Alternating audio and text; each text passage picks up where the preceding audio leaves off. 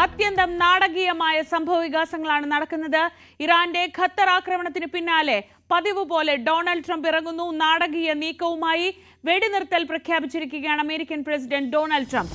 6 മണിക്കൂറിനുള്ളിൽ വെടിനിർത്തൽ നിലവിൽ വരുമെന്നാണ് ട്രംപ് ട്രൂത്ത് സോഷ്യലിൽ കുറിച്ചിരിക്കുന്നത്. രഞ്ജിത്ത് രാമചന്ദ്രൻ വിവരങ്ങളുമായി. രഞ്ജിത്ത്, ഇന്നലെ രാത്രി അത്യന്തം ആശങ്കയോടെയാണ് ലോകം ഉണ്ടായിരുന്നതെങ്കിൽ ഇന്ന് രാവിലത്തേക്ക് സ്ഥിതിഗതികൾ ശാന്തമാണ്. അതിനോടൊപ്പം അപ്രതീക്ഷിതമായി ഡൊണാൾഡ് ട്രംപിന്റെ പ്രഖ്യാപനം വരുന്നു, ഒരു വെടിനിർത്തൽ ഉണ്ടെന്ന്. ഇരു രാജ്യങ്ങളും ഇതുവരെ അത് സ്ഥിരീകരിച്ചിട്ടില്ല. പക്ഷേ ഈ പോസ്റ്റിൽ ഡൊണാൾഡ് ട്രംപ് എന്തൊക്കെ കാര്യങ്ങളാണ് പറയുന്നത്? ശ്രീജ, വളരെ നാടകീയമായ സംഭവവികാസങ്ങളാണ് ഇറാന്റെ ഖത്തർ ആക്രമണത്തെ തുടർന്ന് ഇപ്പോൾ റിപ്പോർട്ട് ചെയ്തുകൊണ്ടിരിക്കുന്നത്.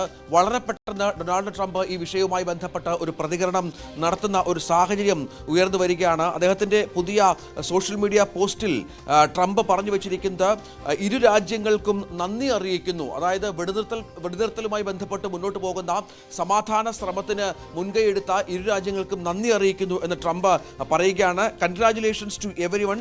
It has been fully agreed by and between Israel and Iran that there will be a complete and total ceasefire.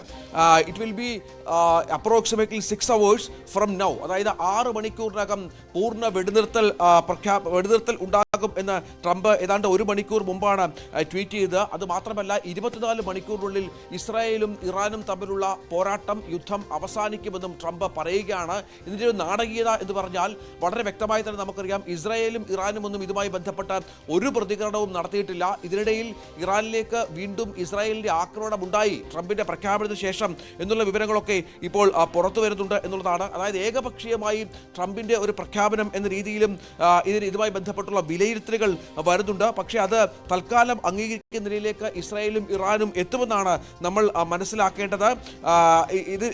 മറ്റൊരു കാര്യം അദ്ദേഹം പറഞ്ഞു വെക്കുന്നത്, ഡ്യൂറിംഗ് ഈ സീസ് fire the other side will remain peaceful and respectful on the assumption that everything works as it should, which it will. I would like to congratulate both countries, Israel and Iran, on having the stamina, courage and intelligence to end what should be called the 12th day war. 12 ദിവസത്തെ യുദ്ധത്തിന് ശേഷം ഇത്തരത്തിലുള്ള തീരുമാനമെടുത്ത ഇരു രാജ്യങ്ങളെയും അഭിനന്ദിക്കുന്നു എന്ന് പറഞ്ഞാണ് തന്റെ ട്രൂത്ത് സോഷ്യൽ പോസ്റ്റ് ട്രംപ് പങ്കുവെക്കുന്നത്. വളരെ പ്രധാനപ്പെട്ട ഒരു നീക്കം ട്രംപിന്റെ ഭാഗത്ത് നിന്ന് ഉണ്ടാകുന്നു എന്നുള്ളതാണ്. മിഡിൽ ഈസ്റ്റിനെ മുഴുവൻ അസ്വസ്ഥമാക്കിയ രാത്രിയായിരുന്നു ഇന്നലെ എന്നുള്ളത് നമ്മൾ ഇതിനോട് ചേർത്ത് വെക്കണം. പ്രാദേശിക സമയം ഇന്നലെ രാത്രി ഏതാണ്ട് 7:42 കൂടിയാണ് ഈ വലിയ ആക്രമണം ഉണ്ടാകുന്നത്. ഈ ഖത്തറിലെ അമേരിക്കയുടെ സൈനിക താവളങ്ങൾ ലക്ഷ്യമാക്കിയാണ് ഇറാൻ ആക്രമണം നടത്തിയത് എന്നുള്ളതാണ് പ്രധാനപ്പെട്ട കാര്യം. ഇറാന്റെ മിസൈലുകളെ ആകാശത്ത് വെച്ച് തന്നെ പ്രതിരോധിച്ചതിനാൽ മറ്റ് വിഷയങ്ങളൊന്നും ഉണ്ടായില്ല. ജനവാസ മേഖലയിൽ മിസൈലുകൾ വീണിട്ടില്ല. അപകടത്തിൽ ആർക്കും പരിക്കില്ല എന്ന് ഖത്തർ അറിയിച്ചു എങ്കിൽ പോലും വലിയ പരിഭ്രാന്തി ആ മേഖലയിൽ മണിക്കൂറുകളോളം ഉണ്ടായി. വ്യോമഗതാഗതം പൂർണ്ണമായും നിലയ്ക്കുന്ന പശ്ചാത്തലമുണ്ടായി. ഖത്തറിനൊപ്പം മറ്റ് മിഡിൽ ഈസ്റ്റ് രാജ്യങ്ങളും വ്യോമപാതകൾ അടയ്ക്കുന്ന സാഹചര്യമുണ്ടായി. എയർ ഇന്ത്യയും മറ്റ് എല്ലാ വിമാന കമ്പനികളും എയർ സർവീസുകൾ നിർത്തി. നിരവധി വിമാനങ്ങൾ വഴിതിരിച്ചു വിട്ടു. ഖത്തറിലേക്കും മറ്റും പുറപ്പെട്ട മറ്റ് രാജ്യങ്ങളിലേക്ക്, അറബ് രാജ്യങ്ങളിലേക്ക് പുറപ്പെട്ട നിരവധി വിമാന സർവീസുകൾ, അതിലെ യാത്രക്കാരൊക്കെ വല്ലാതെ വലയുന്ന സാഹചര്യമുണ്ടായി. അവരൊക്കെ ഇപ്പോഴും വിമാനത്താവളത്തിൽ കുടുങ്ങിക്കിടക്കുന്ന സാഹചര്യമാണ്. ചൊവ്വാഴ്ച പുലർച്ചെ, അതിനുശേഷം ഇന്ന് പുലർച്ചെ 2:45 കൂടിയാണ് ഖത്തർ വ്യോമപാത ഇപ്പോൾ തുറന്നിരിക്കുന്നത് എന്നുള്ള വിവരം കൂടി പുറത്തു വരുന്നു. ഒപ്പം കുവൈറ്റും ബഹ്റിനും വ്യോമപാതകൾ തുറന്നു എന്നുള്ളതാണ് CNN റിപ്പോർട്ട് ചെയ്യുന്ന വിവരം അനുസരിച്ച് നമുക്ക് ലഭ്യമാകുന്ന വിവരം. ഇറാൻ സൈന്യം ഇതുമായി ബന്ധപ്പെട്ടുള്ള പ്രതികരണം നടത്തിയിട്ടുണ്ട്. ഖത്തറിലെ അൽ ഉദൈദിലുള്ള US സൈനിക താവളത്തിൽ വിനാശകരവും ശക്തവുമായ ആക്രമണം നടത്തി എന്നാണ് ഇറാൻ ഇതുമായി ബന്ധപ്പെട്ട് പ്രതികരിച്ചിരിക്കുന്നത്. വിജയ പ്രഖ്യാപനം എന്ന് പേരിട്ടാണ് ഇറാന്റെ ഈ ആക്രമണം എന്ന് മനസ്സിലാകുന്നു. ഇത് ഖത്തറുമായുള്ള സൗഹൃദത്തെ ബാധിക്കില്ല എന്ന് പറയുന്നു. ഖത്തറിനെ അറിയിച്ചാണ് ഈ ആക്രമണം എന്ന് പറയുമ്പോൾ എന്താണ് ഇതിന് പിന്നിലുള്ള ലക്ഷ്യം എന്ന കാര്യത്തിൽ നമുക്കൊരു വ്യക്തതയില്ല. അമേരിക്ക പോലും ഈ ആക്രമണം അറിഞ്ഞിരുന്നു എന്നാണ് ഈ ഘട്ടത്തിൽ നമ്മൾ മനസ്സിലാക്കേണ്ടത്. അതായത് നമുക്കറിയാം, കഴിഞ്ഞ ദിവസങ്ങളിൽ അമേരിക്ക ഇറാന്റെ ആണവ കേന്ദ്രങ്ങൾ നടത്തിയ വലിയ ആക്രമണമുണ്ട്. ആ രാജ്യത്ത് തന്നെ ഇതുമായി ബന്ധപ്പെട്ട് വലിയ അസംതൃപ്തി ഉടലെടുത്തിരുന്നു. തുടർന്ന് ഇന്നലെ ഇറാന്റെ പ്രധാനപ്പെട്ട ആണവ നിലയമായ ഫൊറോദയിലേക്കുള്ള ഇസ്രായേലിന്റെ ആക്രമണം വളരെ പ്രധാനപ്പെട്ട ഒന്നായിരുന്നു. അങ്ങോട്ടേക്കുള്ള പാത പൂർണ്ണമായും ഇറാൻ അടച്ച, ഇറാന്റെ പാത പൂർണ്ണമായും തകർത്ത പശ്ചാത്തലം ഇതിനോട് ചേർത്ത് വെക്കണം. ഇത് ഇറാനെ സംബന്ധിച്ചിടത്തോളം വലിയ തിരിച്ചടിയായ സാഹചര്യമുണ്ടായിരുന്നു. കൂടാതെ ഇറാന്റെ പ്രധാനപ്പെട്ട ജയിലുകൾ ആക്രമിച്ചു. ഇറാന്റെ സുരക്ഷാ മേഖലകൾ ആക്രമിക്കുന്ന പശ്ചാത്തലമുണ്ടായി. 6ഓളം വിമാനത്താവളങ്ങളിൽ ഇസ്രായേലിന്റെ ആക്രമണം സംഭവിക്കുന്ന സാഹചര്യമുണ്ടായി. ഇതെല്ലാം കൂടി ചേർത്ത് വെക്കുമ്പോൾ നമുക്ക് മനസ്സിലാക്കേണ്ടത് ഇതിനുള്ള തിരിച്ചടിയായി ഇറാൻ നടത്തിയ ഒരു പ്രത്യാക്രമണമാണ്. അത് ഒരു ഇപ്പോൾ മനസ്സിലാക്കേണ്ടത് ഇതൊരു യുദ്ധം അവസാനിപ്പിക്കുന്നതിന് മുന്നോടിയായി ലോകത്തെ തൻ്റെ സ്വന്തം ജനതയെ ബോധ്യപ്പെടുത്താനുള്ള ഇറാന്റെ ശ്രമങ്ങളുടെ ഭാഗമായിരുന്നോ എന്ന് പോലും ഇതുമായി ബന്ധപ്പെട്ട് ചേർത്ത് വെക്കണം. കാരണം അമേരിക്ക അറിഞ്ഞിരുന്നു. ആ സംശയത്തെ ബലപ്പെടുത്തുന്ന രീതിയിലാണ് ട്രംപിന്റെ ഭാഗത്തു നിന്ന് തന്നെയുള്ള പ്രതികരണം. ഇക്കാര്യം നേരത്തെ അറിയിച്ചിരുന്നു. അമേരിക്കയുടെ മുഴുവൻ ഉദ്യോഗസ്ഥരെയും അവിടെ നിന്ന് മാറ്റിയിരുന്നു. കഴിഞ്ഞ ദിവസം അവിടെ വിമാനങ്ങൾ ഈ എയർബേസിൽ നിന്ന് നീക്കിയിരുന്നു. താരതമ്യേന ദുർബലമായ ഒരു പ്രത്യാക്രമണം എന്ന് തന്നെ ട്രംപ് പറയുമ്പോൾ അത് ഇറാൻ ഒരു അവസരം കൊടുത്ത് ലോകരാജ്യങ്ങൾക്ക് മുൻപിൽ തങ്ങളുടെ ഒരു നിലപാട് ഉയർത്തിപ്പിടിച്ചുകൊണ്ട് ഈ യുദ്ധത്തിൽ നിന്ന് പിന്മാറുന്ന തരത്തിൽ ഒരു പ്രത്യാക്രമണം, അമേരിക്കയ്ക്കെതിരെ ഒരു പ്രത്യാക്രമണം, അല്ലെങ്കിൽ ഒരിക്കലും ട്രംപിന്റെ ഭാഗത്തു നിന്ന് ഇങ്ങനെ ഒരു പ്രതികരണം ഉണ്ടാവില്ലല്ലോ. തീർച്ചയായും ആക്രമണത്തെക്കുറിച്ച് ഇറാൻ നേരത്തെ വിവരങ്ങൾ നൽകി. ഇറാൻ സമാധാനത്തിലേക്ക് മടങ്ങണം, ഇസ്രായേലിനെയും ഇതുമായി ബന്ധപ്പെട്ട് പ്രേരിപ്പിക്കണം എന്നാണ് ഈ ആക്രമണത്തിന് ശേഷം ഡൊണാൾഡ് ട്രംപ് പ്രതികരിച്ചത്. ശ്രീജ, സൈനിക താവളം നേരത്തെ ഒഴിപ്പിച്ചതിനാൽ ആൾനാശമില്ല എന്ന് ട്രംപ് പറയുന്നുണ്ട്. സമാധാനത്തിലേക്കും ഐക്യത്തിലേക്കും മടങ്ങണം എന്നുള്ള ആഹ്വാനം ഇസ്രായേലുമായും ഇറാനുമായും ബന്ധപ്പെട്ട് ട്രംപ് നടത്തിയതും നമ്മൾ കണ്ടു. US പ്രതിരോധ സെക്രട്ടറി പീറ്റ് ഹെക്സിന്റെ നേതൃത്വത്തിൽ വൈറ്റ് ഹൗസിൽ അടിയന്തര യോഗം ചേരുകയും സ്ഥിതിഗതികൾ വിലയിരുത്തുകയും മറ്റും ചെയ്തു. ഒപ്പം ഈ ആക്രമണത്തിൽ അൽ ഉദൈദ് സൈനിക താവളത്തിൽ നാശനഷ്ടമൊന്നും ഉണ്ടായില്ലെന്നും ഖത്തറിലെ US സൈനിക താവളത്തിലല്ലാതെ മറ്റെങ്ങും ആക്രമണമുണ്ടായ വിവരമില്ലെന്നും US സൈന്യം അറിയിച്ച പശ്ചാത്തലം ഇതിനോട് ചേർത്ത് വെക്കണം.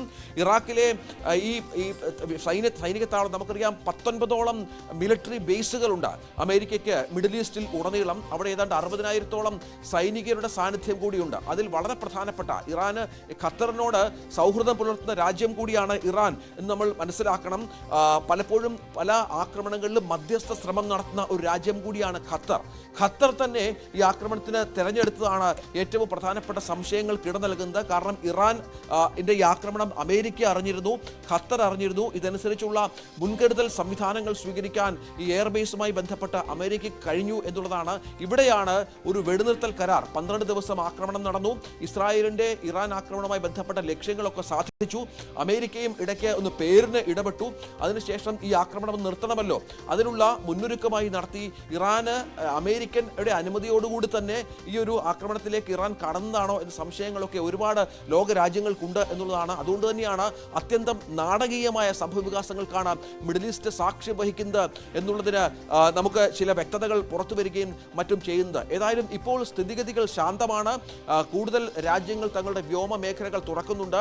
ഇനിയിപ്പോൾ വിമാന കമ്പനികളുടെ തീരുമാനം കൂടി അറിയണം. നമുക്കറിയാം മലയാളികളടക്കം നിരവധി ആളുകൾ വിവിധ വിമാനത്താവളങ്ങളിൽ കുടുങ്ങിക്കിടക്കുന്ന ഒരു സാഹചര്യം ഇപ്പോൾ നിലനിൽക്കുന്നുണ്ട്. അപ്രതീക്ഷിതമായിരുന്നു എല്ലാ കാര്യങ്ങളും. വളരെ പെട്ടെന്ന് പരിഭ്രാന്തരാകുന്ന ഒരു ജനം, തങ്ങളുടെ തലയ്ക്ക് മുകളിൽ കൂടി മിസൈൽ പോകുന്നു എന്നൊക്കെ പരിഭ്രാന്തപ്പെടുന്ന ഒരു ജനതയൊക്കെ നമ്മൾ ഇന്നലെ കാണുകയുണ്ടായി. അവരുടെ പ്രതികരണങ്ങളൊക്കെ തേടുകയുണ്ടായി. പക്ഷെ അപ്പോഴും ഇത്തരത്തിലുള്ള വലിയ ഒരു സംവിധാനത്തിലേക്ക്, വലിയൊരു അനുരഞ്ജനത്തിലേക്ക്, ഒരു കോംപ്രമൈസിലേക്ക്, സീസ് ഫയറിലേക്ക് കാര്യങ്ങൾ എത്തും എന്നുള്ള സൂചനകളൊന്നുമില്ലായിരുന്നു. ഇനി നമുക്ക് ലഭിക്കേണ്ടത് ഇസ്രായേലിന്റെയും ഇറാന്റെയും പ്രതികരണമാണ്. ഇതുവരെ ഇസ്രായേലും ഇറാനും ഇതുമായി ബന്ധപ്പെട്ട് ട്രംപിന്റെ പ്രസ്ഥാനവുമായി ബന്ധപ്പെട്ട് പ്രതികരിച്ചിരുന്നില്ല. നമുക്കറിയാം പലപ്പോഴും ഇത്തരം ആക്രമണങ്ങൾക്ക് കാർമ്മികത്വം വഹിക്കുന്നതും അത് മുൻകൈ എടുക്കുന്നതും അത് അവസാനിപ്പിക്കാനൊക്കെ ശ്രമിക്കുന്നതും നമ്മളൊന്ന് ഓർക്കുകയാണെങ്കിൽ ഇന്ത്യയും പാകിസ്ഥാനും തമ്മിൽ ഒരു സംഘർഷം വന്ന സമയത്ത് ഇതുപോലെ ട്രംപിന്റെ ഒരു പോസ്റ്റ് വന്നു. അത് ഇന്ത്യയും പാകിസ്ഥാനും നേരിട്ടുണ്ടാക്കിയ ഒരു കരാർ അല്ലെങ്കിൽ ഒരു ധാരണയാണെങ്കിൽ പോലും അതിൽ ഞങ്ങൾ പങ്കുവഹിച്ചു എന്ന രീതിയിൽ ട്രംപിന്റെ ഒരു ലോക സമാധാനത്തിന്റെ വക്താവ് റോളിലുള്ള ഒരു പ്രഖ്യാപനമാണ് വന്നത്. ഇപ്പോഴും സമാനമായ രീതിയിലാണ് പോസ്റ്റ്. എന്തായാലും ഇറാന്റെ ഭാഗത്തു നിന്ന് പെട്ടെന്ന് ഇക്കാര്യത്തിൽ ഒരു പ്രതികരണം നൽകേണ്ടതില്ല, കാര്യങ്ങൾ നിരീക്ഷിച്ച ശേഷം മതി പ്രതികരണം എന്ന രീതിയിലാണ് തീരുമാനമെന്ന് അൽ ജസീറയൊക്കെ റിപ്പോർട്ട് ചെയ്യുന്നുണ്ട്. അങ്ങനെയെങ്കിൽ ഈ വിഷയത്തിൽ ഖത്തറാണ് ഇടനില നിന്നത്. ഖത്തർ അതുകൊണ്ടാണ് വലിയ രീതിയിൽ ഖത്തറിന്റെ ഭാഗത്തു നിന്ന് തിരിച്ചടിക്കാൻ തങ്ങൾക്ക് അവകാശമുണ്ട് എന്നൊരു പ്രഖ്യാപനമല്ലാതെ ഖത്തറിന്റെ ഭാഗത്തു നിന്ന് പ്രകോപനപരമായ മറ്റ് മെസ്സേജുകളൊന്നുമില്ല, ആൾനാശമില്ല, കാര്യമായ മറ്റ് നാശങ്ങളൊന്നുമില്ല. തിരിച്ചടിക്കാൻ അവർക്ക് ഇറാൻ ഒരു അവസരം നൽകിക്കൊണ്ട് ഈ പ്രശ്നങ്ങൾ പരിഹരിക്കുക, അങ്ങനെ ഒരു ധാരണ ഒരു വശത്ത് നടക്കുകയും പതിവ് പോലെ ട്രംപ് പ്രഖ്യാപനത്തിനായി ട്രൂത്ത് സോഷ്യൽ വഴി പ്രഖ്യാപനം നടത്തുകയും ചെയ്തു. അങ്ങനെയാണോ ഏതാണ്ട് ഇപ്പോഴത്തെ ഒരു പശ്ചാത്തലം കണ്ട് നമുക്ക് കാര്യങ്ങൾ മനസ്സിലാക്കാൻ കഴിയുന്നത്? അങ്ങനെ കരുതണം. കാരണം നമുക്കറിയാം നേരത്തെ റഷ്യ യുക്രൈൻ യുദ്ധവുമായി ബന്ധപ്പെട്ട് പലസ്തീൻ ഇസ്രായേൽ സംഘർഷവുമായി ബന്ധപ്പെട്ട് ഇന്ത്യ പാകിസ്ഥാൻ സംഘർഷവുമായി ബന്ധപ്പെട്ട് ഏറ്റവും ഒടുവിൽ ഇറാൻ ഇസ്രായേൽ സംഘർഷവുമായി ബന്ധപ്പെട്ടൊക്കെ ഇതൊക്കെ അവസാനിപ്പിക്കാൻ മുൻകൈ എടുക്കുന്നത് താനാണ് എന്ന ഒരു ബോധ്യം ലോകത്തെ വരുത്തി തീർക്കാനും മറ്റുമുള്ള ശ്രമങ്ങൾ എന്നും ട്രംപിന്റെ ഭാഗത്തു നിന്ന് ഉണ്ടായിരുന്നു എന്നുള്ളതാണ്. ഇപ്പോൾ ഏറ്റവും ഒടുവിൽ ഈ യുദ്ധത്തിലും ഈ ആക്രമണത്തിലും ഇടപെട്ടുകൊണ്ട് ട്രംപ് കൃത്യമായി വ്യക്തമാക്കുന്നതും അതുതന്നെയാണ് എന്നുള്ളതാണ് ഏറ്റവും പ്രധാനപ്പെട്ട വിവരമായി പറയാനുള്ളത് ശ്രീജ. കാരണം ഇത്രയധികം സംഘർഷങ്ങൾ ഈ 12 ദിവസത്തോളം നീണ്ടു നിന്നിട്ടും വലിയ തോതിലുള്ള ആക്രമണ പ്രത്യാക്രമണങ്ങൾ പരസ്പരം ഉണ്ടായിട്ടും ഇടയ്ക്ക് അമേരിക്ക ഇടപെട്ടിട്ടുമൊക്കെ ഇതിൽ ഒരു വ്യക്തമായ എന്താണ് സംഭവിക്കുന്നത് എന്ന കാര്യത്തിൽ പൊതുവെ ഒരു അവ്യക്തത